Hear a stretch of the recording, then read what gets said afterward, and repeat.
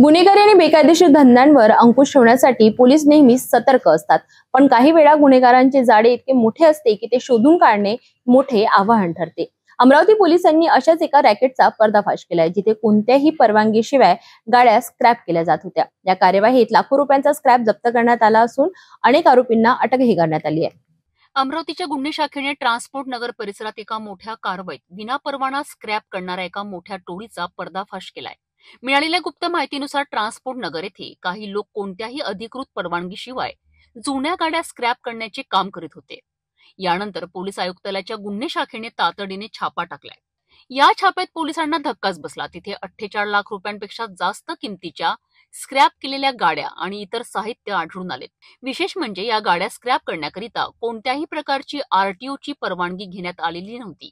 हा सर्व प्रकार बेकायदेशीरपणे सुरू होता। पोलिसांनी या प्रकरणी स्क्रॅप करणाऱ्या आरोपींना अटक केली असून त्यांच्याकडून मोठ्या प्रमाणात भंगार साहित्य जप्त करण्यात आले आहे।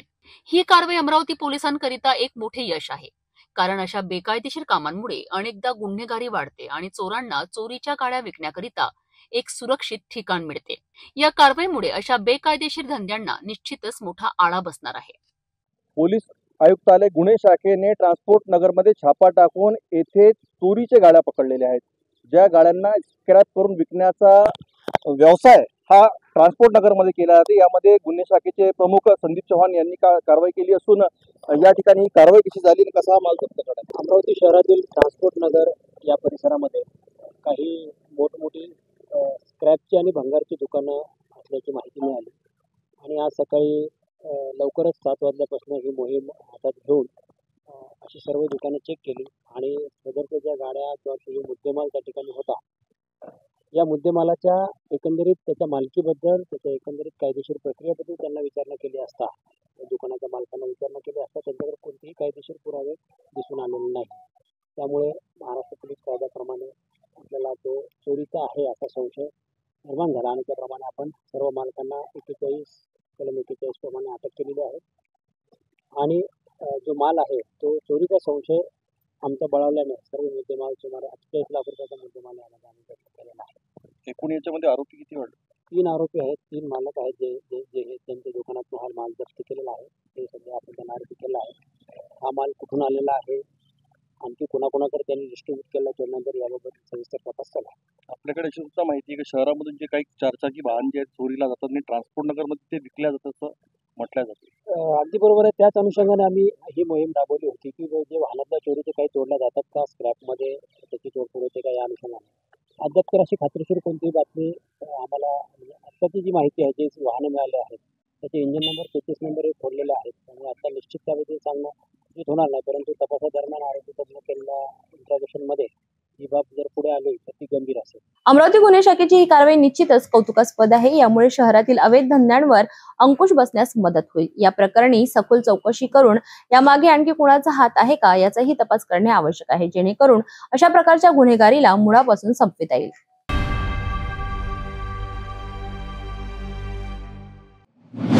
अमरावती ग्रामीण पोलिसांनी पुन्हा एकदा धडक कारवाई करत खुनाच्या गुन्ह्यातील फरार आरोपीला जेरबंद केले। चांदूर रेल्वे पोलीस ठाण्याच्या हद्दीत झालेल्या या खुनाच्या प्रकरणाने परिसरात खळबळ उडाली होती। तब्बल 6 दिवस पोलिसांना चकवा देणाऱ्या आरोपीला अखेर स्थानिक गुन्हे शाखेच्या पथकाने गजाआड केले। 15 ऑगस्ट रोजी चांदूर रेल्वे तालुक्यातील मालखेड गावात कौटुंबिक वादातून मोठा अनर्थ घडला आहे। फिर्यादी ज्योत्स्ना ठाकरे हिला घेण्यासाठी तिचा पती 39 वर्षीय देवीदास उर्फ सूरज अंबादास ठाकरे हा माहेरी आला होता। मात्र ज्योत्स्नाचे वडील 65 वर्षीय दामोदर श्रावण अळणे यांनी मुलीला पतीसोबत पाठवण्यास नकार दिला। यामुळे संतापलेल्या देवीदास ठाकरेने जवळ असलेल्या लाकडी फडीने दामोदर अळणे यांच्या डोक्यावर वार केला।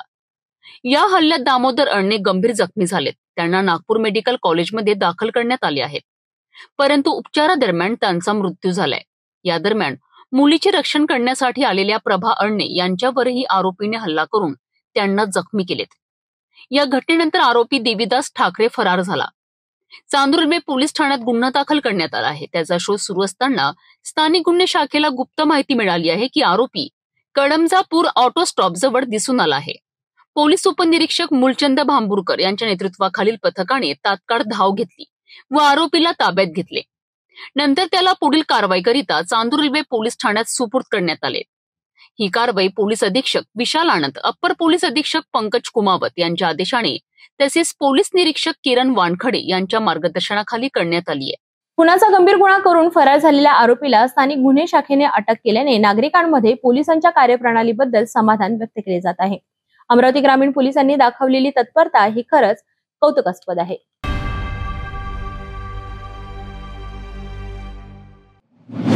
अमरावती जिल्ह्यातील मासोद ते वडगाव माहोरे मार्गावरील खदानामध्ये सोफियातील राख टाकली जात असल्याने गंभीर परिस्थिती निर्माण झाली आहे. या राखेच्या खड्ड्यात लोक आणि जनावरे पडत असून जीव गमावत आहेत. नुकतीच गाभण म्हैस मृत्युमुखी पडल्याने परिसरात संतापाचे वातावरण निर्माण झाले आहे. स्थानिकांनी अनेकदा फोन करून खदान मालकाला कळवले, मात्र मालकाकडून कोणतीही दखल घेतली जात नसल्याने नागरिकांच्या सुरक्षेचा प्रश्न गंभीर बनलाय. या ठिकाणी उपस्थित असलेले गिरीश चौधरी आणि काळबांडे परिवार यांच्या समोर ही हृदयद्रावक घटना घडली. खदानातील बेजबाबदारपणामुळे जीवितहानी होत असतानाही प्रशासन आणि मालक याकडे दुर्लक्ष करत असल्याची नागरिकांची तीव्र नाराजी व्यक्त केली आहे.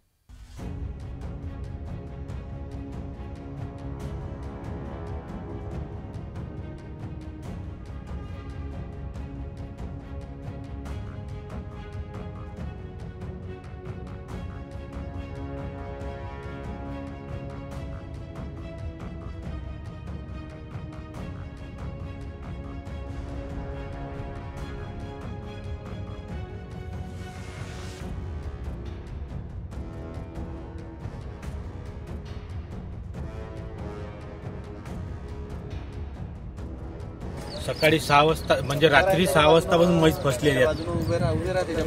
6 वाजतापासून म्हैस फसली आहेत. आम्ही एवढ्या जणांना मिळून सगळ्यांनी ते म्हैस काढली आणि आम्हाला असं वाटत होतं का ते म्हैस बा निघते.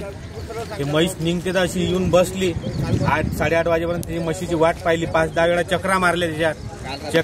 रात्रीपासून तर आता सकाळपर्यंत डॉक्टर साहेब येऊन गेले. एकामेकाला फोन लावून राहिला, तो त्याच्यावर जाळून आला, तो त्याच्यावर जाळून आला. एकही जण येऊन नाही राहिला इथं कोणीच. या आले पाहिजे ना. येईन ग्रामसेवकानं, त्या आपल्या सरपंचानं, उपसरपंचानं परमिशना दिलेल्या. याच्यात पैसे खाऊन बसल्या पुरी ग्रामपंचायत.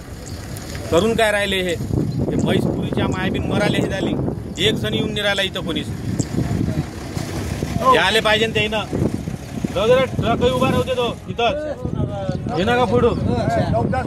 नाही ट्रक राहते इथंच. माणसानं काही ना काही हे करायला पाहिजे ना.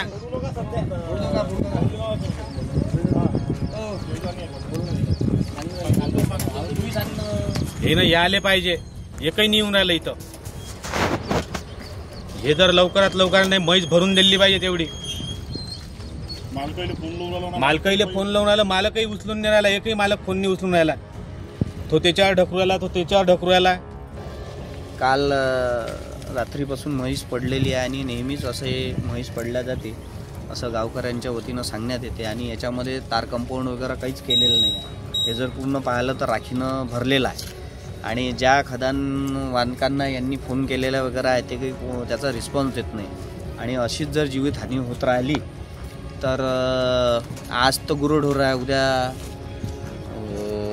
मनुष्यबळ आहे आणि लहान मुलं आहे. इथं जर कंपाऊंड वगैरे असतं तर हा भाग थाळला गेला असता. आणि एवढी मोठी गाभण असलेली म्हैस ती जर अशा गावकऱ्यांना, लोकांना ज्यांच्या हातात एवढ्या वर्षापासूनची सत्ता आहे त्याबद्दल जर तुम्ही इथले जर असं करत राहाल तर याच्यानंतर किती जीव जाऊ शकते असं याच्यावरून निदर्शनात येते. आणि गाभण म्हैस असल्यामुळं आणि इथं प्रॉपर जे लोक काम करतात किंवा मालक आहेत ते स्वतःही इथं यांनी फोन केलेले आहेत खूपदा सकाळपासून आणि कालपासून. पण तरी ते इथं येत नाही. म्हणजे मानसिकता अशी आहे का हे फक्त पैसे कमवण्याचा धंदा आहे, परंतु लोकांच्या जीवितहानीचा आणि प्राण्यांच्या जीवितहानीचा याच्यावर फार मोठा धोका आहे असं लोकांच्या वतीनं असं वाटते. इथे अनायसे पोलीस पाटीलही आहेत आणि बाकीचे लोक आलेले आहेत. डॉक्टर वगैरे पाहणी केली आहे. परंतु जोपर्यंत ते मालक या बाबतीत हे करत नाही तोपर्यंत ते घरचे लोक काही बोलणार नाही असं मला आढळते. खदानामध्ये सोफियातील राख टाकल्यामुळे लोक आणि जनावरांचा जीव धोक्यात आला आहे. ही बाब प्रशासनाने तातडीने गांभीर्याने घेऊन कारवाई करणे आवश्यक आहे. अन्यथा अशा घटना पुन्हा घडून आणखी मोठे नुकसान होण्याची शक्यता नाकारता येत नाही.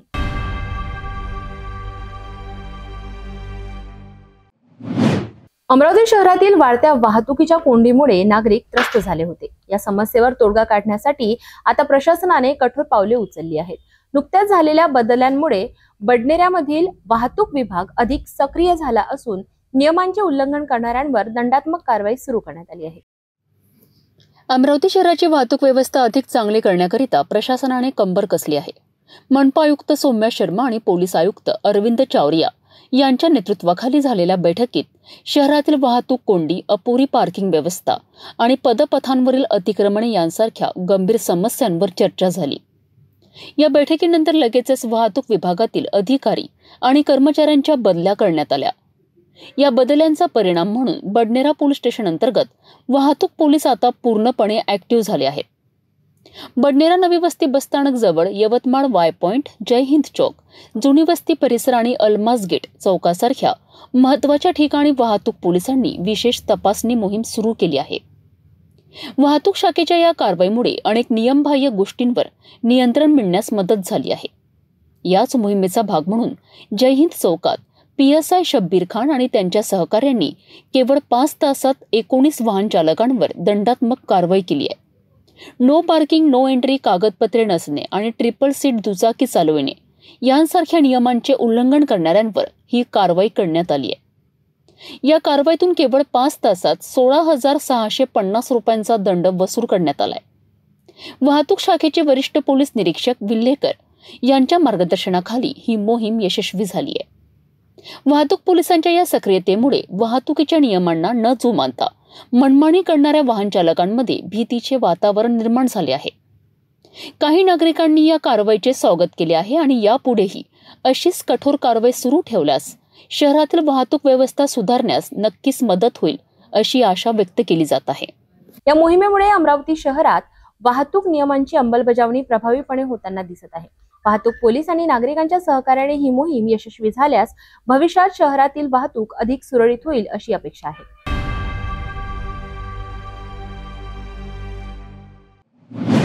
शांतता, सलोखा आणि एकतेचा संदेश घेऊन अमरावती शहरात गणेशोत्सवाचा श्री गणेशा होणार आहे. या पवित्र सणांच्या पार्श्वभूमीवर समाजात धार्मिक आणि जातीय सलोखा कायम राखण्यासाठी पोलीस प्रशासनाने एक अनोखा पुढाकार घेतलाय.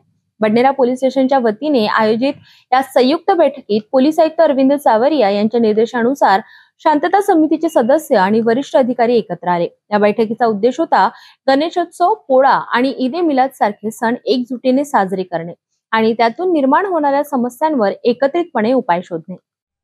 अमरावती शहर बडनेरा पोलीस स्टेशन परिसरात गणेशोत्सव, पोळा आणि ईद-ए मिलाद यांसारख्या मोठ्या सणांच्या पार्श्वभूमीवर पोलीस आयुक्तालय अमरावती शहर आणि बडनेरा पोलीस स्टेशन यांनी संयुक्त बैठक आयोजित केली होती. ही बैठक फक्त औपचारिक सोहळा नव्हती, तर समाजातील विविध घटकांना एकत्रित आणून सलोख्याचा संदेश देण्याचा एक प्रयत्न होता. झुलेलाल मंगल कार्यालयात आयोजित या बैठकीला पोलीस आयुक्त अरविंद चावरिया यांच्या निर्देशानुसार सहाय्यक पोलीस आयुक्त गणेश शिंदे आणि उपायुक्त कैलास पुणकर यांनी मार्गदर्शन केले. बडनेरा पोलीस स्टेशनचे वरिष्ठ पोलीस निरीक्षक सुनील चव्हाण यांच्यासह महसूल, वीज वितरण, सार्वजनिक बांधकाम, आरोग्य आणि महाराष्ट्र जल प्राधिकरण विभागांचे अधिकारीही उपस्थित होते. या बैठकीत शांतता समितीचे सदस्य, गणेशोत्सव मंडळाचे अध्यक्ष आणि स्थानिक नागरिकांनी त्यांच्या समस्या आणि सूचना मांडल्यात. या समस्या विशेषतः वीज वितरण, पाणी पुरवठा आणि इतर पायाभूत सुविधांशी संबंधित होत्या. संबंधित विभागांनी या समस्यांची तात्काळ दखल घेऊन त्यावर लवकरच उपाययोजना करण्याचे आश्वासन दिलेत. यावेळी अधिकाऱ्यांनी सर्वांना सण एकतेने आणि अखंडतेने साजरे करण्याचे आवाहन केलेत आहे. हेड कॉन्स्टेबल जगदीश शिरपुरे यांनी कार्यक्रमाचे संचालन केले आणि PSI गीते यांनी उपस्थितांचे आभार मानलेत. ही बैठक केवळ समस्या निवारणापुरती मर्यादित नव्हती, तर ती पोलीस प्रशासन आणि नागरिक यांच्यातील विश्वासाचा पूल मजबूत करणारी होती. पोलीस आयुक्तालय अमरावती शहर, पोलीस आणि नागरिकांच्या या एकत्रित प्रयत्नांमुळे अमरावती शहरात सण उत्सव उत्साहात आणि शांततेने साजरे केले जातील अशी आशा व्यक्त केली जात आहे. एकजुटीने, शांततेने आणि सलोख्याने कोणतेही आव्हान पेलता येतं, हेच या बैठकीतून सिद्ध झाले.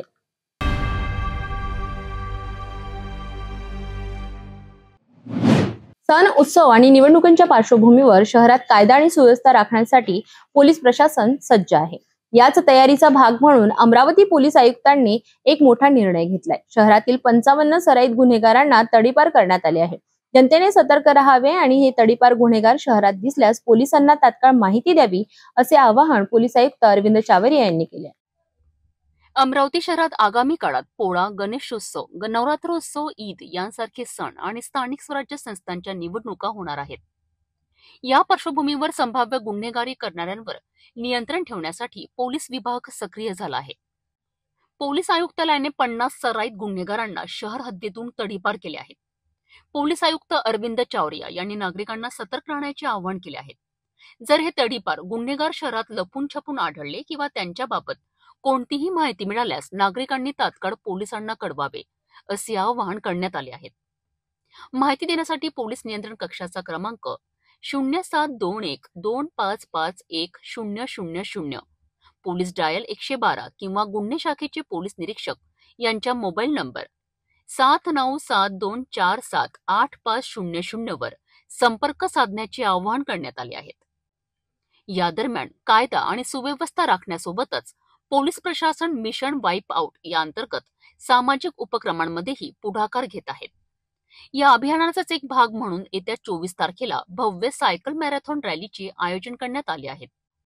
या रॅलीमध्ये विद्यार्थ्यांसाठी 10 किलोमीटर, विद्यार्थिनींसाठी 50 किलोमीटर आणि मुलांसाठी 100 किलोमीटरची सायकल स्पर्धा आयोजित करण्यात आली आहे. या स्पर्धेत विजेत्यांसाठी आकर्षक बक्षिसे देखील ठेवण्यात आली असल्याची माहिती पोलीस उपायुक्त रमेश धुमाळ यांनी दिली आहे. अमरावती पोलीस आयुक्तालयामध्ये 2024 ते आजतागायत एक 55 तडीपार केलेले आहेत आणि यांच्यावरती हे सराईत गुन्हेगार आहेत. यांच्यावरती शरीराविरुद्धचे, मालमत्तेविरुद्धचे गुन्हे दाखल आहेत आणि अशी लिस्ट जी आहे ती आज आपण आयुक्तालयाच्या वेबसाईटवरती प्रसिद्ध केलेली आहे. तशीच प्रेस नोटमध्ये सुद्धा दिलेली आहे. नागरिकांना असं आवाहन करण्यात येत आहे की येथील जर कुणी पोलीस आयुक्तालयाच्या हद्दीत येऊन राहत असेल किंवा फिरत असेल त्याची माहिती आपण डायल 112ला द्यावी किंवा आम्ही जो मोबाईल नंबर वेबसाईटवरती आणि प्रेस नोटवरती दिलेला आहे त्या मोबाईल नंबरवरती सुद्धा द्यावी. धन्यवाद. तडीपार जे गुन्हेगार आहेत ते जर वापस हद्दीमध्ये आले तर त्याच्यावर कोणती कारवाई पोलिसांना वापस करता येईल? त्याच्यावरती आपण नेहमीप्रमाणे 142 प्रमाणे कारवाई करतो आणि त्यांना पुन्हा त्याच्यावरती केस दाखल होते आणि त्याचं रेकॉर्ड बनतं, पुन्हा त्याला हद्दीबाहेर सोडलं जातं. येणारे गणेशोत्सव आहे आणि मोठ्या प्रमाणामध्ये आता पोळा आहे, मोठ्या प्रमाणात कर वगैरे सुद्धा शांतता सुव्यवस्था भंग नाही म्हणून काय सूचना आहे? तर यामध्ये कालच माननीय पोलीस आयुक्त सर यांच्या मार्गदर्शनाखाली शांतता कमिटीची मीटिंग घेण्यात आलेली आहे आणि यामध्ये अदर डिपार्टमेंटचे प्रतिनिधीसुद्धा हजर होते आणि मोठ्या संख्येने सर्व जात धर्मियांचे प्रतिनिधीसुद्धा हजर होते आणि त्यामध्ये सर्व सूचना ज्या आहेत त्या सूचना सांगितलेल्या आहेत. त्याचप्रमाणे त्या नागरिकांच्या ज्या सूचना आहेत त्याही आपण सर्व त्याचाही आढावा घेतलेला आहे आणि या दरम्यान जे येणारे सण आहेत, गणेशोत्सव असेल किंवा ईद असेल किंवा पोळा असेल, तो अतिशय शांततेत नेहमी अमरावती शहराच्या एकूणच जे त्याचं महत्त्व आहे त्या महत्त्वाला आणि शांतताप्रिय अशा अमरावती शहराला योग्य असा सण साजरा होईल अशी पोलिसांची अपेक्षा आहे. अमरावती पोलिसांचा हा दुहेरी पवित्रा निश्चितच कौतुकास्पद आहे. एकीकडे सराईत गुन्हेगारांना हद्दपार करून कायदा सुव्यवस्था राखण्याचा प्रयत्न आणि दुसरीकडे सायकल रॅली सारख्या उपक्रमांमधून सामाजिक संदेश देण्याचा प्रयत्न. आता या मोहिमेला नागरिकांचा कसा प्रतिसाद मिळतो हे पाहणं महत्त्वाचं ठरेल.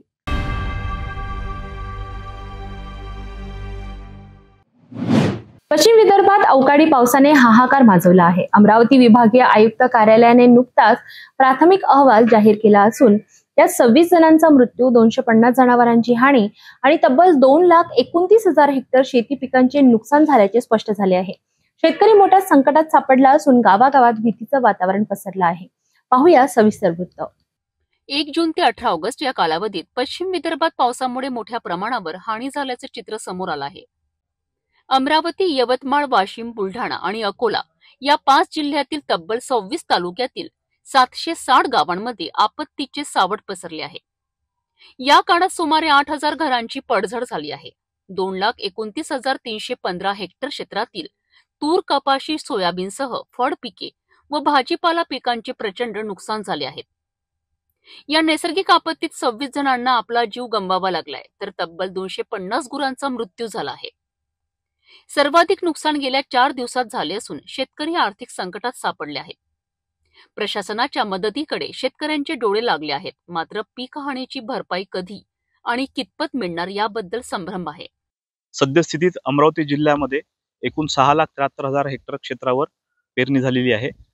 एकूण सरासरी क्षेत्राच्या 98% क्षेत्रावर पेरणी झालेली आहे. दिनांक 13 ऑगस्ट ते 19 ऑगस्ट मध्ये अमरावती जिल्ह्यामध्ये पाऊस जो झाला आहे त्यामध्ये अतिवृष्टीमुळे अमरावतीच्या जवळपास 12 तालुक्यामध्ये पिकं याच्यामुळे प्रभावित झालेली आहे. या 12 तालुक्यांमध्ये चांदूर बाजार आणि दर्यापूर या ठिकाणी पिकांची बाधितची हे क्षेत्र जास्त आहे. टोटल जिल्ह्यामध्ये आतापर्यंत एकूण या 13 ते 19 ऑगस्ट दरम्यान 26,558 हेक्टर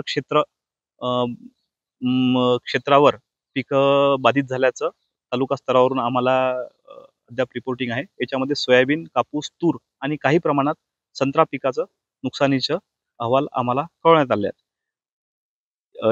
या ठिकाणी शेतकरी बंधूंना आम्ही कृषी विभागाच्या वतीने आवाहन करतो की ज्या ठिकाणी शेतामध्ये पाणी साचलेलं असेल त्या ठिकाणी उताराच्या दिशेने पाणी शेतातून बाहेर काढून द्यावे किंवा चर काढून शेतातून पाणी बाहेर काढून द्यावे.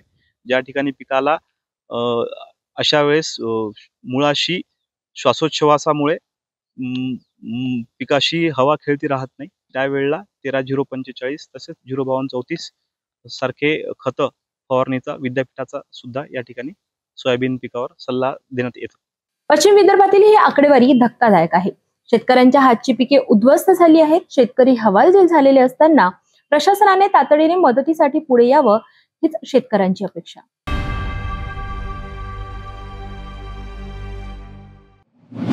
सर्वत्र दहीहंडीचा उत्सव शिगेला पोहोचला आहे आणि यामध्ये राजकीय पक्षांनी आयोजित केलेल्या कार्यक्रमांचीही भर पडली आहे.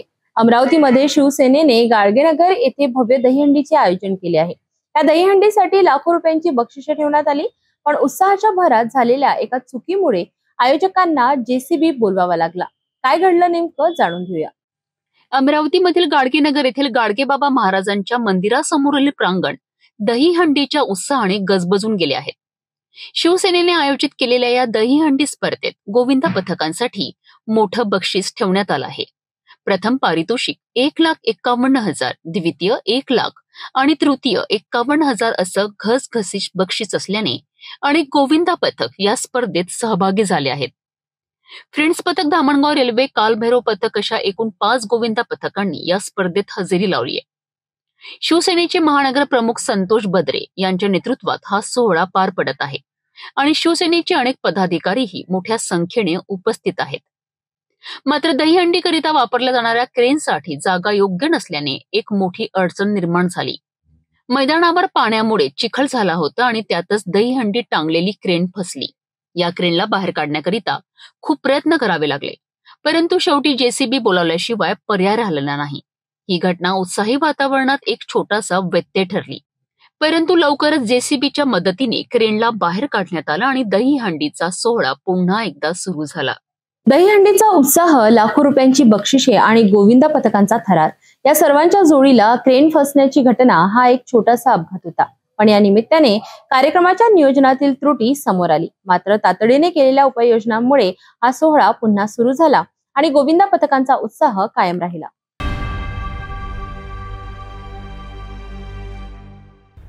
भेटूया एका छोट्याशा विश्रांतीनंतर. तपोवनपासून फक्त 1.5 किलोमीटर अंतरावर राधानगरी लेआउट लेक व्ह्यू प्लॉट सह मोजकेच प्लॉट शिल्लक. त्वरित संपर्क करा 9930706667 किंवा 7620433325 या क्रमांकावर. वर्षभर शेतात आपल्या सोबतीला राबणाऱ्या मुक्या दोस्तांसाठी कृतज्ञता व्यक्त करण्याचा दिवस म्हणजे पोळा. येत्या 22 ऑगस्ट रोजी बळीराजाचा लाडका सण पोळा साजरा होणार आहे. या सणासाठी शेतकऱ्यांनी आपल्या सर्जा राजाला सजवण्यासाठी बाजारपेठांमध्ये खरेदीसाठी गर्दी केली आहे. बैल आणि शेतकऱ्यांच्या अतूट नात्याची ही गोष्ट. पोळा शेतकऱ्यांच्या जिव्हाळ्याचा सण. वर्षभर शेतात आपल्यासोबत खांद्याला खांदा लावून कष्ट करणाऱ्या बैलांप्रती कृतज्ञता व्यक्त करण्याचा हा दिवस. पिठोरी अमावस्येच्या या दिवशी आपल्या लाडक्या सर्जा राजाला सजवण्याकरिता शेतकऱ्यांची बाजारात लगबग सुरू झाली आहे. बाजारपेठा विविध प्रकारच्या सजावटीच्या सामानाने गजबजून गेल्या आहेत. गोंडे घुंगराच्या माळा, शिंगासाठी बेगडे, नक्षीदार झूल, चाबूक आणि तोडे अशा अनेक वस्तूंनी बाजारपेठा सजल्या आहेत. पाऊस चांगला झाला तरी शेतकरी मोठ्या मनाने खरेदी करतात आणि यंदा जिल्ह्याच्या काही भागात चांगला पाऊस झाल्याने खरेदीचा उत्साह मोठा आहे. प्रत्येक शेतकरी आपल्या ऐपतीनुसार आपल्या सर्जा राजाला नवी आभूषणे खरेदी करतात. पोळ्याच्या दुसऱ्या दिवशी म्हणजे धानपुरा मोठ्या उत्साहात साजरा होतो आणि लहान मुलांचा हा खास सण आहे. अमरावतीमध्ये धानपुरासाठी लहान मुलांचे लाकडी बैल बाजारात दाखल झाले आहेत. 100 रुपयांपासून ते 500 रुपयांपर्यंतच्या या बैलांच्या जोड्या विकत घेण्यासाठी लहानग्यांनीही मोठी गर्दी केली आहे. पोळा हा सण संपूर्ण महाराष्ट्रासह संपूर्ण आपल्या भारत देशामध्ये साजरा करण्यात येतो. पोळा सण हा खास बैलांसाठी आणि पोळा सण म्हटलं की लहान बालकांचा सण सुद्धा मोठ्या प्रमाणात साजरा होत असतो, म्हणजेच तान्हापोळा. याच तान्हापोळ्यासाठी आता संपूर्ण बाजारपेठामध्ये आपण जर एकंदरीत बघितलं तर आता छोट्या बालकांसाठी छोटे छोटे बैल जे आहेत साजलेले आहेत. संपूर्ण आपण अमरावतीच्या मार्केटमध्ये सध्या जर बघितलं तर संपूर्ण मार्केटमध्ये तान्हापोळ्यासाठी बैल लहान बालकांसाठी उपलब्ध झालेले आहेत. मोठ्या प्रमाणात आपण बघू शकता वेगवेगळ्या रंगाचे वेगवेगळ्या बांध्याचे बैल आपल्याला इथून दिसून येत आहे. उद्या संपूर्ण भारतामध्ये पोळा हा सण साजरा होणार आहे आणि पर्वाला लहान बालकांचा पोळा सुद्धा मोठ्या उत्साहात साजरा होणार आहे. चांगला पोळा ज्याला पोळा आपण काही व्यावसायिकांशी जाणून घेऊया कशा पद्धतीचा याचा दर राहणार आहे आणि कशा पद्धतीची विक्री त्यांची सध्या सुरू आहे. काय सांगाल, काय नाव होतं आपलं? विकास आणि आठवडे. किती वर्षापासून हा व्यवसाय करता आपण? जवळपास 4 ते 5 वर्षापासून. काय सांगाल, कशा पद्धतीची विक्री सुरू आहे, कशा पद्धतीचे भाव आहे, कशा पद्धतीचे भावाचे बैल आपल्याकडे सध्या उपलब्ध आहे? तरी या वर्षी तर जास्त म्हणजे गिरायकी तेवढ्या पद्धतीत नाही आहे आणि त्या पद्धतीने गिराईक म्हणजे कस्टमर तेवढे रेट पण देत आहे कस्टमर. ते कारण काय असेल नेमकं? म्हणजे भरपूर मात्रात दुकानं लागलेली आहे आणि उत्पादकाचं जास्त प्रमाण वाढलेलं आहे त्यामुळं आणि रीच झालेलं आहे आणि ऑनलाईन पण जास्त पद्धती झाल्या आहे त्याच्यामुळं म्हणजे गर्दीत लोक कमी येत आहेत त्याच्यामुळं गिरायकी म्हणजे थोडी मार खाते. नक्कीच संपूर्ण अमरावती बाजारपेठांमध्ये सध्या प्रमाणात तान्हापोळ्याचे जे आहेत मार्केटमध्ये सध्या लहान बैल सजलेले आहेत. आणि दुसरं नेमकं कारण आम्ही तुम्हाला सांगू इच्छितो, संपूर्ण महाराष्ट्रासह विदर्भामध्ये मोठ्या प्रमाणात जे आहे तर पाऊस कोसळला त्याच्यामुळे मोठ्या प्रमाणात शेतकऱ्यांची यावर्षीचा पोळा जो आहे तो धोका जाण्याची शक्यता सुद्धा नाकारता येत नाही. त्यामुळे मोठ्या प्रमाणात बाजारपेठांमध्ये गर्दीसुद्धा कमी पाहायला मिळत आहे. कॅमेरामॅन प्रदीप इंगोलेसह मी रोहित खरे पाहत आहात. पोळा आणि धानपुरा हे दोन्ही सण फक्त बैलांच्या कृतज्ञतेपुरते मर्यादित नाही, तर शेतकरी आणि मुलांच्या उत्साहाचे प्रतीक आहे.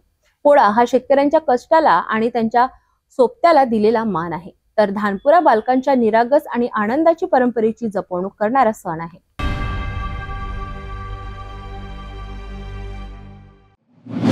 धारणी नगर पंचायत क्षेत्रातून एक धक्कादायक बातमी समोर आली आहे.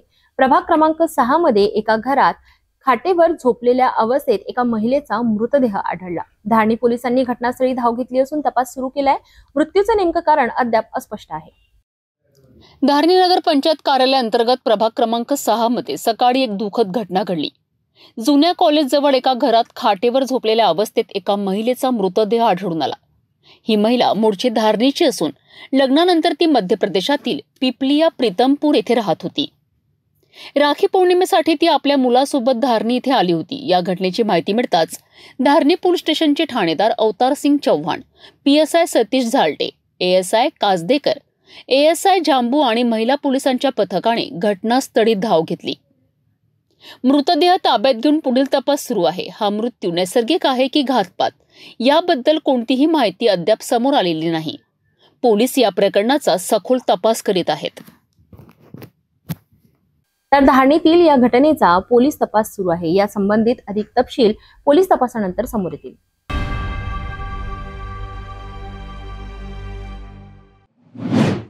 एका बाजूला शिक्षण हे विकासाचं सर्वात मोठं साधन मानलं जातं, पण दुसरीकडे शिक्षणाच्या नावाखाली चाललेला अक्षम्य निष्काळजीपणा समोर येत आहे. मेळघाटमधील आदिवासी विद्यार्थ्यांसाठी चालवल्या जाणाऱ्या आश्रमशाळांची स्थिती किती दयनीय आहे हे अनुसूचित जमाती कल्याण समितीच्या दौऱ्यात उघड झालं आहे.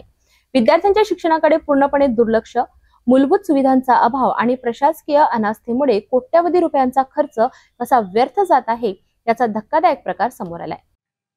मेळघाटमधील चिखलदरा तालुक्यातील डोमा येथील शासकीय आश्रमशाळेत अनुसूचित जमाती कल्याण समितीच्या सदस्यांनी अचानक भेट दिली आहे.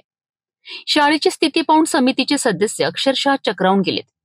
एका वर्गखोलीत तब्बल 70 विद्यार्थी कोंबलेले होते आणि 3 विद्यार्थ्यांच्या बेंचवर 6 विद्यार्थी बसलेले होते. ही अवस्था पाहून शिक्षणाचा आणि विद्यार्थ्यांच्या आरोग्याचा प्रश्न किती गंभीर आहे हे लक्षात येतं. या शाळेत फक्त विद्यार्थ्यांची संख्याच जास्त नव्हती तर अनेक समस्याही होत्या.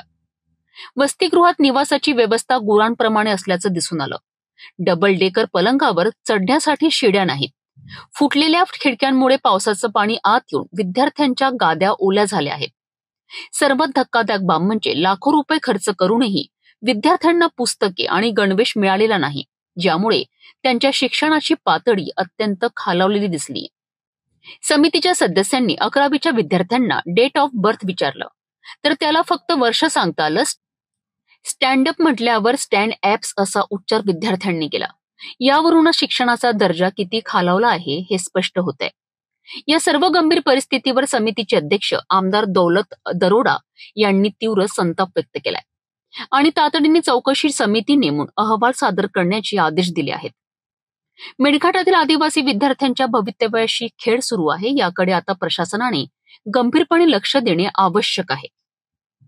मेळघाटातील या आश्रमशाळांची अवस्था ही केवळ एक घटना नाही तर संपूर्ण प्रशासकीय यंत्रणेच्या ढिसाळ कारभाराचं एक बोलकं उदाहरण आहे. आदिवासी विद्यार्थ्यांच्या भवितव्याशी असा अक्षम्य खेळ चालणार नाही. संबंधित अधिकाऱ्यांवर कठोर कारवाई झाली पाहिजे आणि या आश्रमशाळांमध्ये तात्काळ सुधारणा घडवून आणल्या पाहिजे, जेणेकरून या विद्यार्थ्यांनाही दर्जेदार शिक्षण मिळेल.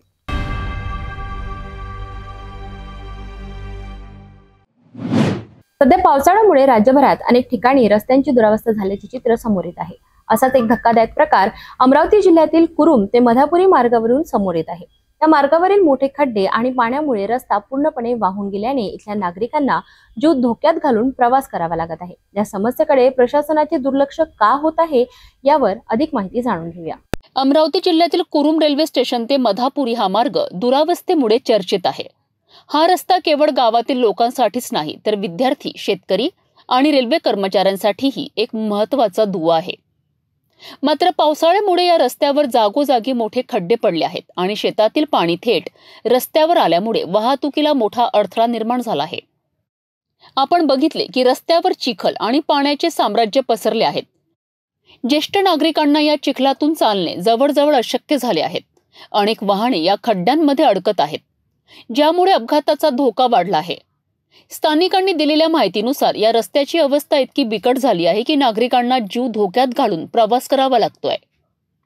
स्थानिक प्रशासनाने याकडे पूर्णपणे दुर्लक्ष केल्याचा आरोपही नागरिक करीत आहेत. या समस्येवर कायमस्वरूपी तोडगा काढण्याची मागणी जोर धरत आहे. विशेष म्हणजे कुरुम रेल्वे स्टेशन प्रशासनानेही या समस्येबद्दल मधापुरीच्या ग्रामसेवकांना निवेदन देण्याची माहिती समोर आली आहे. आता यावर प्रशासन कधी लक्ष देणार आणि नागरिकांना या त्रासातून कधी मुक्ती मिळणार हे पाहणे महत्त्वाचे ठरेल.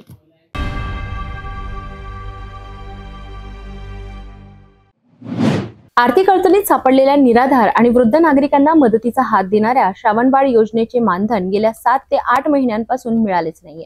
चांदूर रेल्वे शहरासह तालुक्यातील अनेक लाभार्थ्यांनी हीच अवस्था आहे. या विरोधात आता अनेक पक्षाचे पदाधिकारी एकवटले असून त्यांनी थेट तहसीलदार कार्यालयावर धडक दिली आहे. अमरावती जिल्ह्यातील चांदूर रेल्वे शहरासह तालुक्यात संजय गांधी निराधार योजना, श्रावणबाळ योजना आणि अपंग व्यक्तींसाठीच्या योजनेचे मानधन अनेक लाभार्थ्यांच्या बँक खात्यावर गेल्या 7 ते 8 महिन्यांपासून जमा झालेले नाही. यामुळे अनेक लाभार्थ्यांना दैनंदिन खर्च चालविणे, औषधोपचार करणे आणि घरगुती जबाबदाऱ्या पार पडणे कठीण झालं आहे. या गंभीर समस्येवर तोडगा काढण्याकरिता आम आदमी पक्ष, शिवसेना, भारतीय कम्युनिस्ट पक्ष, मार्क्सवादी कम्युनिस्ट पक्ष आणि जनता दल यांसारख्या विविध पक्षांच्या पदाधिकाऱ्यांनी तहसील कार्यालयावर धडक दिली आहे. आप नेते नितीन गवडी यांच्या नेतृत्वाखालील या पदाधिकाऱ्यांनी तहसीलदार पूजा माटोडे यांना निवेदन दिलेत. त्यांनी या निवेदनातून मागणी केली आहे की लाभार्थ्यांचे थकीत मानधन तातडीने मंजूर करावेत आणि ज्यांच्या तक्रारी आहेत त्यांच्यासाठी एक विशेष कक्ष तयार करावा. या आठवड्यात मानधन जमा न झाल्यास 25 ऑगस्ट रोजी तहसीलदारांच्या दालनात लाभार्थ्यांसह बैठा सत्याग्रह आंदोलन करण्याचा इशाराही त्यांनी दिला आहे. आज आम्ही आम आदमी पार्टी, शिवसेना, उद्धव बाळासाहेब ठाकरे गट, भाकप, जनता दल असे पक्ष म्हणून एक निवेदन दिलं. आमच्याकडे अनेक लाभार्थ्यांची तक्रार आहे की त्यांना 6-6, 8-8 महिन्यापासून त्यांचं मानधन मिळालं नाही आहे. संजय गांधी श्रावणबाळ योजना आणि त्यांची अत्यंत हलाखीची परिस्थिती आहे. त्यांना औषधालाही पैसे नाही आहेत. त्या म्हाताऱ्यांनी जाव कुठे, ते यांच्या कार्यालयात चक्रा मारतात. इथून त्यांना उत्तर बरोबर भेटत नाहीत. आज जे काही आधार कार्ड अमुक लिंक करायचे असेल बँकात, तर यांनी एक वेगळा कक्ष तयार करून हा निकाली काढायचा होता हा प्रश्न, पण यांच्याकडून ते काही झालेलं नाही आहे आणि त्यांना वाऱ्यावर सोडलेलं आहे. ती म्हातारी मंडळी आता जाऊ कुठं? आणि यांना न्याय न मिळाल्यामुळे आम्ही आज निवेदन दिलं. 22 तारखेपर्यंत त्यांचे 6-8 महिन्याचे पैसे आले तर ठीक, नाही तर 25 तारखेला बैठा सत्याग्रह या तहसीलदाराच्या दालनात आम्ही सगळे पक्ष, संघटना आणि ते लाभार्थी घेऊन इथे करणार.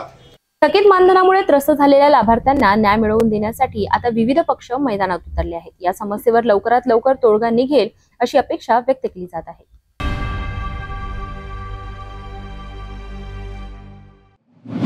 अकोला शहरातून एक धक्कादायक घटना समोर आली आहे. महानगरपालिकेजवळ उभी असलेली दुचाकी अचानक पेट घेऊन धगधगू लागली आणि परिसरात काही काळ भीतीचे वातावरण निर्माण झाले. मात्र स्थानिक नागरिकांनी तात्काळ धाव घेतली, पाणी टाकून आग आटोक्यात आणली आणि मोठी दुर्घटना टळली.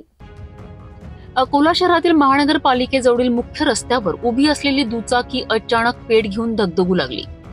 दुचाकीतून अचानक निघालेल्या धूर आणि ज्वालांमुळे क्षणातच परिसरात गोंधळ उडाला. या आगीमुळे नागरिकांमध्ये भीतीचे वातावरण पसरले.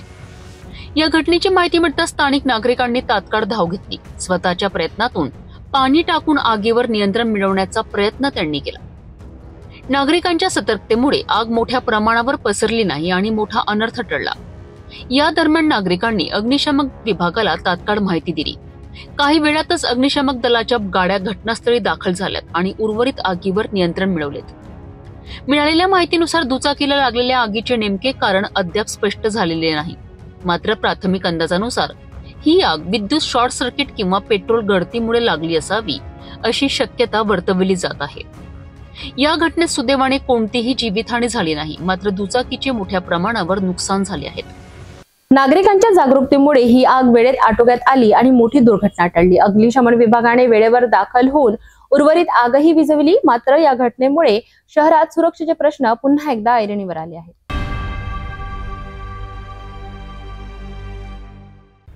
भेटूया एका छोट्याशा विश्रांतीनंतर.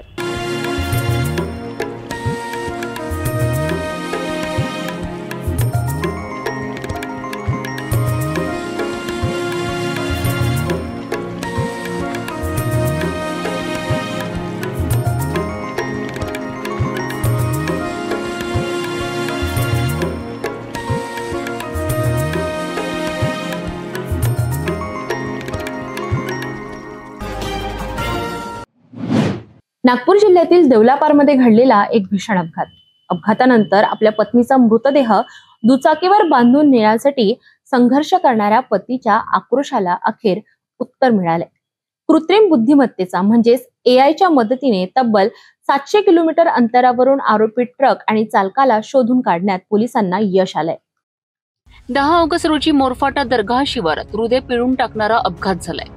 अमित भुरा यादव आपल्या पत्नी ग्यारसी यादव यांच्यासोबत जात असताना एका लाल रंगाच्या टाटा ट्रकने त्यांच्या दुचाकीला जोरदार धडक दिली.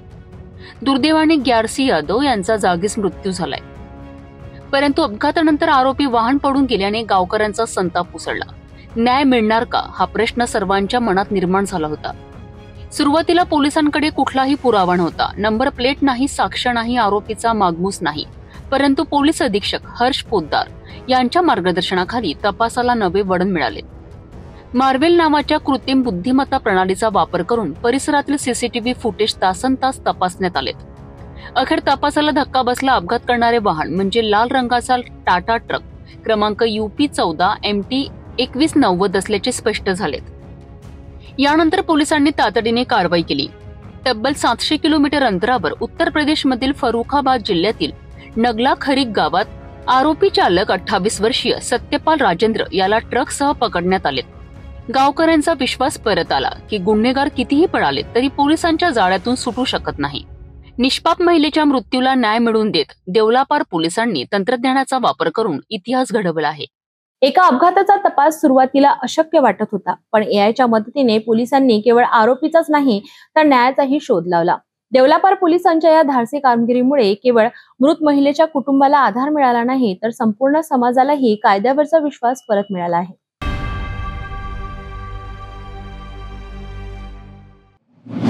एका बाजूला शहरांना स्मार्ट सिटी बनवण्याबद्दल बोलले जाते तर दुसरीकडे आजही आपल्या शहरांमध्ये अनेक मूलभूत समस्या तशाच आहेत. अशीच एक गंभीर समस्या म्हणजे मोकाट कुत्र्यांचा वाढलेला हैदोस. नागपूरमध्ये या समस्येने इतके गंभीर रूप धारण केले आहे की आता उच्च न्यायालयाला यात हस्तक्षेप करावा लागला आहे. न्यायालयाने थेट मनपा प्रशासनाला विचारले आहे की या बेजबाबदारपणासाठी जबाबदार अधिकाऱ्यांवर कठोर कारवाई का केली जात नाहीये. नागपूरमध्ये मोकाट कुत्र्यांचा वाढता हैदोस दिवसेंदिवस वाढत आहे.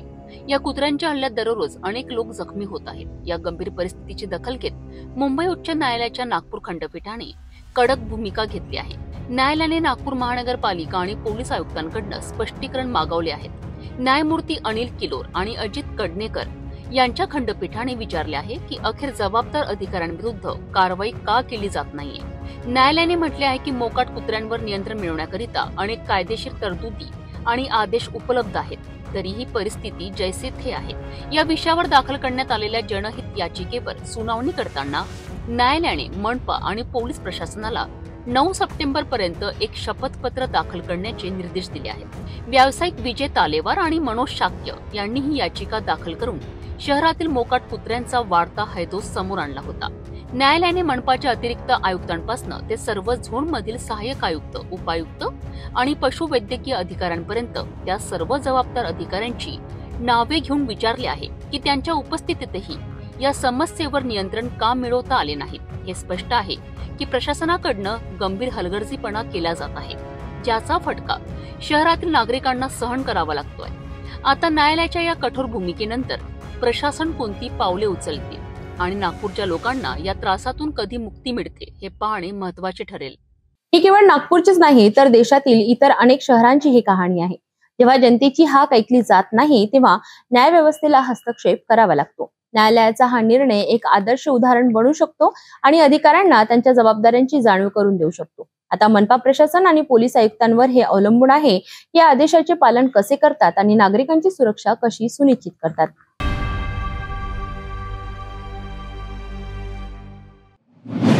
मध्य प्रदेशातून कामानिमित्त अमरावतीमध्ये आलेल्या एका तरुणाचा रहस्यमयरित्या मृत्यू झाल्याची घटना समोर आली आहे. आपल्या कंपनीच्या कामासाठी आलेला हा तरुण एका हॉटेलमध्ये मृतावस्थेत आढळला. या घटनेने परिसरात आणि त्याच्या सहकाऱ्यांमध्ये शोककळा पसरली आहे. नेमकी ही घटना कशी घडली आणि पोलीस या प्रकरणी काय तपास करीत आहेत जाणून घेऊया. मध्य प्रदेशातील छिंदवाडा जिल्ह्यातील रहिवासी असलेला अजित पुष्पेंद्र प्रताप हा तरुण एका कंपनीत मॅनेजर म्हणून कार्यरत होता. कंपनीच्या महत्वाच्या कामानिमित्त 20 ऑगस्ट रोजी तो अमरावतीमध्ये आला होता. त्याने हमालपुरा परिसरातील श्रीहरी हॉटेलमध्ये मुक्काम केला. सर्व काही सामान्य असताना सकाळी अचानक ही धक्कादायक बातमी समोर आली. सकाळी 10:30च्या सुमारास अजितचे सहकारी त्याला भेटण्यासाठी त्याच्या खोलीत गेले. दरवाजा उघडताच त्यांना तो मृतावस्थेत आढळला.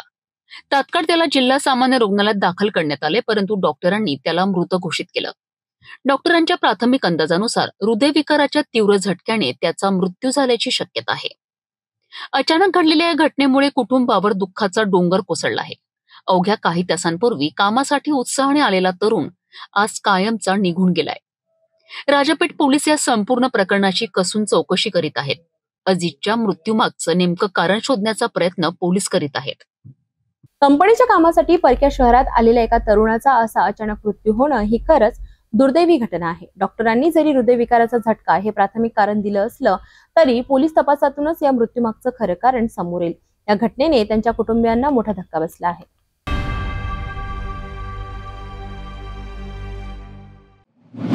रेल्वे स्टेशनवर अनेकदा वेळेवर गाडी पकडण्याच्या घाईत प्रवासी आपला जीव धोक्यात घालतात. असाच एक थरारक प्रसंग गोंदिया स्टेशनवर घडला, जिथे एका निष्पाप प्रवाशाचा जीव वाचवण्यासाठी एका रेल्वे सुरक्षा कर्मचाऱ्याने आपल्या जीवाची बाजी लावली. ऑपरेशन जीवन रक्षा अंतर्गत घडलेल्या या घटनेने पुन्हा एकदा रेल्वे सुरक्षा दलाचे कर्तव्य आणि धाडस समोर आले आहे. 20 ऑगस्ट रोजी गोंदिया रेल्वे स्टेशनवरील प्लॅटफॉर्म क्रमांक 3 वर नेहमीप्रमाणे वर्दळ सुरू होती. त्याच वेळी 12-130 क्रमांकाची आझाद हिंद एक्सप्रेस निघाली. एका बाजूला ट्रेनचा वेग वाढत होता आणि दुसऱ्या बाजूला एक वृद्ध प्रवासी धावत्या गाडीत चढण्याचा प्रयत्न करीत होता, परंतु त्याचा तोल गेला आणि तो गाडी आणि प्लॅटफॉर्म यांच्यामध्ये अडकून फरकटत चालला होता. समोरच्या या भयानक दृश्याने सगळ्यांचा थरकाप उडाला. हा प्रकार पाहताच कर्तव्य बजावत असलेले रेल्वे सुरक्षा दलाचे आरक्षक ख्यालीराम खोकर यांनी क्षणाचाही विलंब न लावता धाव घेतली. त्यांनी मोठ्या हिमतीने आणि प्रसंगावधानामुळे त्या प्रवाशाला बाहेर खेचले आणि त्याचा जीव वाचवला. आरक्षकाच्या या धाडसामुळे एका क्षणात एक मोठी दुर्घटना टळली. ट्रेन मॅनेजरने तात्काळ ट्रेन थांबवली. थोड्याशा जखमा वगळता प्रवासी सुखरूप होता आणि त्याने आपला पुढील प्रवास सुरू ठेवला. ही संपूर्ण घटना स्टेशनवरील सीसीटीव्ही कॅमेऱ्यात कैद झाली आहे. या घटनेने रेल्वे सुरक्षा दलाच्या ऑपरेशन जीवन रक्षा या मोहिमेची यशस्वीता सिद्ध केली आहे. रेल्वे सुरक्षा दल सतत प्रवाशांना जागरूक करीत असते की धावत्या गाडीत चढणे उतरणे किती धोकादायक असू शकते, कारण केवळ तुमचाच नाही तर इतरांचाही जीव धोक्यात येऊ शकतो. रेल्वे सुरक्षा दलाचे आरक्षक ख्यालीराम खोकर यांचे हे कार्य खरोखरच प्रशंसनीय आहे. त्यांनी दाखवलेली समयसूचकता, धाडस आणि कर्तव्यनिष्ठा यामुळे एका प्रवाशाचा जीव वाचला.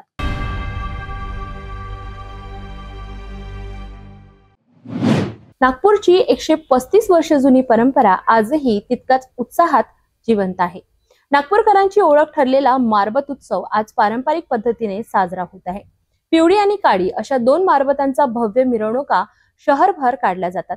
सामाजिक वाईट प्रथा, भ्रष्टाचार, महागाई आणि आजारपण यांचं दहन करण्याचं प्रतीक म्हणून मारबत जाळण्याची परंपरा आहे. या अनोख्या परंपरेला पाहण्यासाठी हजारो लोक रस्त्यावर उतरतात. नागपूरचा मारबत उत्सव म्हणजे शहराचा आत्मा. 135 वर्षांपासून ही अनोखी परंपरा सुरू असून आजही लोकांच्या श्रद्धेचा व सामाजिक जागृतीचा संदेश देत आहेत. मारबत म्हणजे काय? तर पिवळ्या रंगाची मारबत हा ब्रिटिश सत्ता व महामारक रोगांचे प्रतीक मानला जातो. तर काळी मारबत ही भोसला राजघराण्यातील राणी बांकाबाईच्या ब्रिटिशांपुढे आत्मसमर्पणाच्या कृत्याविरोधातील जनतेच्या आक्रोशाचे प्रतीक आहे. इडा पिडा घेऊन जा गे मारबत या घोषणांसह कागद आणि बांबूंपासून बनवलेले हे पुतळे नागपूरच्या रस्त्यांवरनं 10 किलोमीटर लांब मिरवणुकीत नेले जातात. शेवटी या पुतळ्यांना जाळून समाजातील नकारात्मकता, वाईट प्रथा, आजार, रोग आणि भ्रष्टाचाराचे दहन केल्याचा संदेश दिला जातो.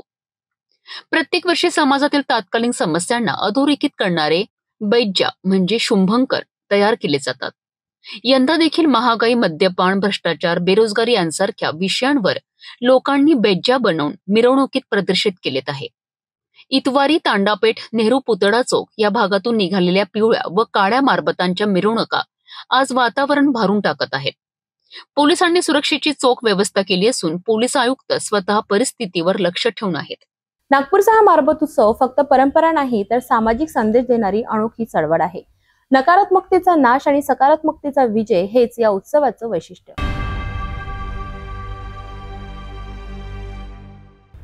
भेटूया एका छोट्याशा विश्रांतीनंतर. तपोवनपासून फक्त 1.5 किलोमीटर अंतरावर राधानगरी लेआउट लेक व्ह्यू प्लॉटसह मोजकेच प्लॉट शिल्लक. त्वरित संपर्क करा 9930706667 किंवा 7620433325 या क्रमांकावर. कायद्याने गर्भलिंग निदान आणि बेकायदेशीर गर्भपात हा एक गंभीर गुन्हा मानला जातो. मात्र तरीही अशा घटना वारंवार समोर येत आहेत. मालेगाव शहरातून असाच एक धक्कादायक प्रकार उघडकीस आला आहे, जिथे सेवाभावी क्लिनिकच्या नावाखाली बेकायदेशीर गर्भपाताचे रॅकेट चालवले जात होते. त्यामुळे स्त्रीभ्रूण हत्येसारख्या गंभीर गुन्ह्यात सहभागी असलेल्या गुन्हेगारांचा पर्दाफाश झालाय. मालेगावच्या सोयगाव या भागातील बच्छाव शॉपिंग सेंटरमध्ये संजीवनी सेवाभावी क्लिनिकच्या नावाखाली एक मोठे रॅकेट सुरू होते. येथे आयुर्वेदिक उपचारांच्या नावाखाली डॉक्टर संदीप सावंत, विनोद जाधव तसेच मदतनीस अश्विनी गायकवाड आणि मनीषा टाकडकर यांसारखे लोक संगनमताने महिलांची बेकायदेशीर सोनोग्राफी करून गर्भलिंग तपासणी करीत होते. मुलगा आहे की मुलगी हे सांगून त्यानंतर बेकायदेशीर गर्भपात करण्याकरिता औषधे आणि साहित्य खरेदी केली जात होते. या बेकायदेशीर कृत्यासाठी मोठ्या प्रमाणात पैसे उकळले जात होते. या माध्यमातून केवळ वैद्यकीय कायद्यांचेच उल्लंघन झाले नाही तर स्त्री भ्रूण हत्यासारख्या गंभीर गुन्ह्यालाही चालना मिळत आहे. या प्रकरणी मालेगाव महानगरपालिकेचे आरोग्य अधिकारी डॉक्टर जयश्री आहेर यांनी फिर्याद दाखल केली असून मालेगाव कॅम्प पोलिसांनी आरोपींना अटक केली आहे. न्यायालयाने त्यांना 4 दिवसांची पोलीस कोठडी सुनावली आहे. नाशिक ग्रामीण पोलीस अधीक्षक बाळासाहेब पाटील यांच्या मार्गदर्शनाखाली स्थानिक गुन्हा शाखा या प्रकरणाचा सखोल तपास करीत आहे. या प्रकारामुळे वैद्यकीय क्षेत्रात मोठी खळबळ उडाली असून अशा बेकायदेशीर क्लिनिक्सवर कठोर कारवाई करण्याची मागणी नागरिकांकडून होत आहे. या रॅकेटमध्ये आणखी कोण सहभागी आहेत याचा तपास पोलीस करीत आहेत. सेवाभावीच्या नावाखाली चालवलेला हा बेकायदेशीर धंदा समाजात पसरलेल्या एका गंभीर विकृतीचे दर्शन घडवितो. या प्रकरणात सहभागी असलेल्यांवर कठोर कारवाई होणे आवश्यक आहे, जेणेकरून भविष्यात अशा घटनांना आळा बसेल आणि समाजात स्त्री पुरुष समानतेचा संदेश जाईल.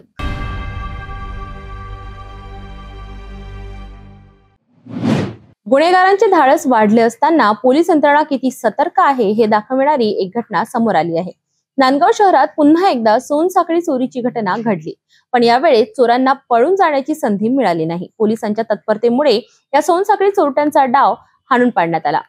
नांदगाव शहरात सोनसाखळी चोऱ्यांच्या घटना पुन्हा एकदा वाढताना दिसत आहे. श्रीरामनगर परिसरात एका मोटरसायकलवरनं जात असलेल्या जोडप्याच्या गळ्यातील सोन्याची साखळी हिसकावून चोरट्यांनी पळ काढलाय. सोमनाथ खतारे, किरण आजबे आणि दिगंबर निकम अशी या तिन्ही आरोपींची नावे आहेत.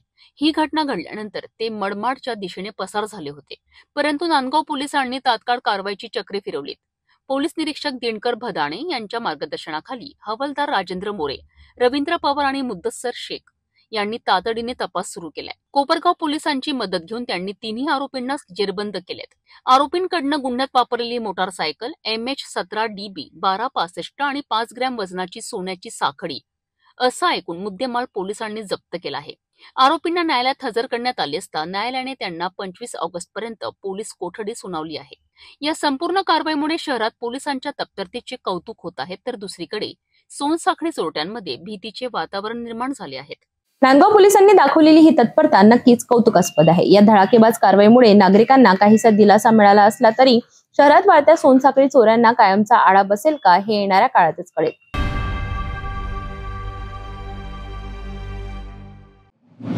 शेतीप्रधान महाराष्ट्राचा एक महत्त्वाचा सण म्हणजे पोळा. ज्या बैलांच्या मदतीने शेतकरी वर्षभर शेती करतो त्या बैलांप्रती कृतज्ञता व्यक्त करण्याचा हा दिवस. पण यंदा मात्र या सणावरील उत्साहावर विरजण पडण्याचं चित्र पाहायला मिळत आहे. एकेकाळी पोळ्याच्या निमित्ताने गजबजणाऱ्या बाजारपेठा आता ओस पडल्या आहेत. यवतमाळ जिल्ह्यासह संपूर्ण महाराष्ट्रात पोळ्याची तयारी मोठ्या उत्साहात सुरू असते. शेतकऱ्यांचा मित्र असलेल्या बैलांना सजविण्याकरिता लागणाऱ्या वस्तू जसे की कासरे, घुंगरू, झुली, गोंड्या आणि पितळी घंटा यांनी बाजारपेठा फुलून जायच्या. परंतु यावर्षी परिस्थिती पूर्णपणे वेगळी आहे. बाजारपेठांमध्ये ग्राहकांची गर्दी नाही, व्यापाऱ्यांच्या चेहऱ्यावर उत्साह नाही. आधुनिकतेच्या रेट्यात शेतीला ट्रॅक्टर आणि यांत्रिक अवजारांचा वापर वाढल्यामुळे बैलजोडीची जागा या मशिनरीने घेतली आहे. त्यामुळे साहजिकच बैलांसाठी लागणाऱ्या साहित्याची मागणीही घटली आहे. माझं नाव श्रीकृष्ण गोपाळ पाटील आहे, राहणार लिंगापूरला, तालुका नेर, जिल्हा यवतमाळ. आज या मेनलाईन मध्ये जी गर्दी बनलेली आहे, सगळे कास्तकार बांधव आहेत. रोज जरी शेतीसाठी तंत्रयंत्र निघत असेल तरी बैलाची बरोबरी कोणतेही तंत्रयंत्र करू शकणार नाही, अशी सगळी कास्तकार लोकांची महत्वाची भूमिका आहे. आणि एवढं नापिकीचं साल, पाणी पाऊस सुद्धा बरोबर नसून मेन लाईन मध्ये एवढी मोठी गर्दी आहे, शेतीला भाव नाही, मालाला भाव नाही, तरी आमचे शेतकरी बांधव लोकांकडून उसनवारीचे पैसे अदले घेऊन सगळा हा शेतीचा सण म्हणून पोळा हा साजरा करतो. आणि शेतकऱ्यासाठी पोळा हा सण जेवढे 12 महिन्यामध्ये सण येत असतील त्या सणापैकी सगळ्यात महत्वाचा सण मानला जातो कास्तकारासाठी, एवढं मी बोलू इच्छितो.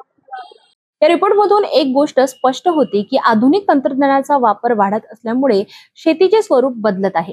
या बदलाचा थेट परिणाम पारंपरिक सण उत्सवांवरही दिसून येत आहे. एकीकडे यंत्रांमुळे शेती सोपी झाली असली तरी दुसरीकडे आपल्या संस्कृतीचा आणि परंपरेचा एक महत्वाचा भाग कुठेतरी हरवत चालला आहे. पारंपरिक पोळा सण पुन्हा एकदा आपल्या पूर्ण उत्साहात साजरा व्हावा यासाठी काहीतरी करण्याची गरज आहे.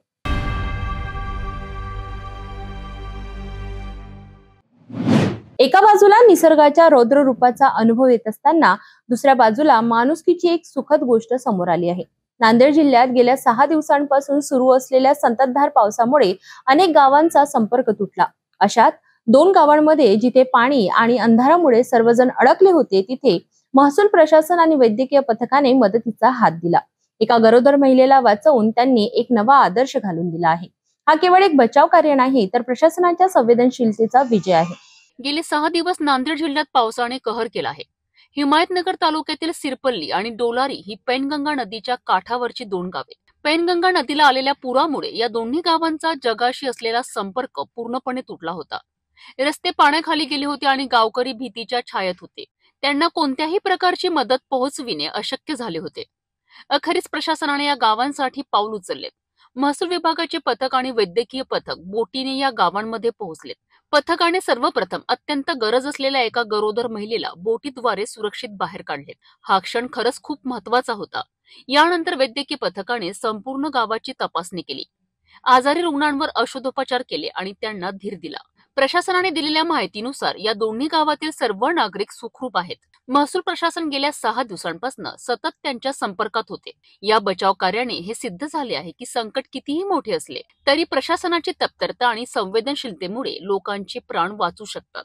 खरंच जेव्हा निसर्गाचा कोप होतो तेव्हा अशा प्रकारची मदत खूप मोठा आधार देते.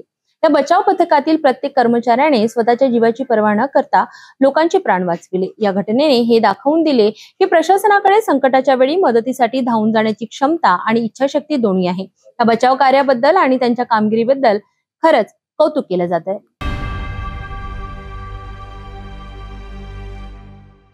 जाता जाता पुन्हा एकदा आजच्या ठळक बातम्या.